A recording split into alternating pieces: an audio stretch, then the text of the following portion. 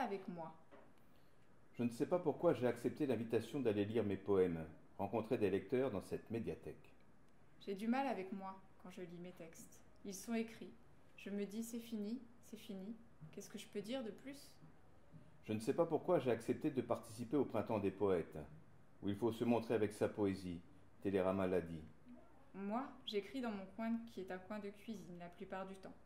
Et je vois le ciel, le soleil, les nuages qui passent, l'herbe qui reverdit, l'ombre de mes mots sur la table, mes questions invisibles entre les lignes, et mes ratures, car j'écris toujours à la main. Sur la route de la médiathèque, je penserai à ce que je ferai quand je verrai mes livres, dans la vitrine de la librairie, où j'irai dire bonjour avant la soirée. Ce sera trop tard, je me dis, pour tout réécrire. Alors il faudra y aller de bon cœur, en espérant découvrir, assis devant les autres, un poète qui ressemble à ceux qu'il écrit.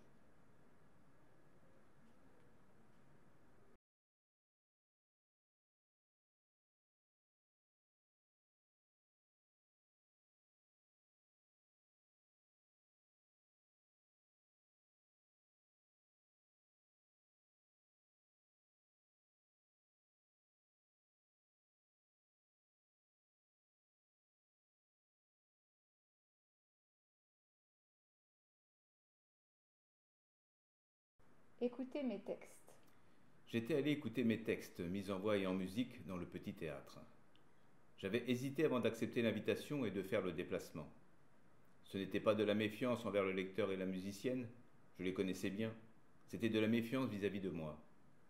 J'avais peur que la lecture ne fasse remonter à la surface des douleurs trop récentes, des bonheurs trop lointains. J'étais assis en haut de la salle, au dernier rang, invisible. Au fur et à mesure de la lecture, accompagné par un drôle d'instrument, j'entrais dans mon passé comme dans un film de cinémathèque. Je reconnaissais des personnages, des paysages, des sentiments perdus, des émotions qui revenaient. L'image sautait parfois. Sur scène, derrière le micro, le comédien lisait sans aucun effet les pages qu'il tenait à la main.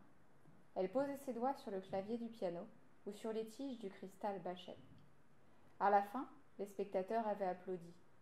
Certains paraissaient émus. Je me demandais, qu'est-ce que c'était pour eux, mes mots sortis des livres, et qu'est-ce qu'ils y voyaient par rapport à leur vie.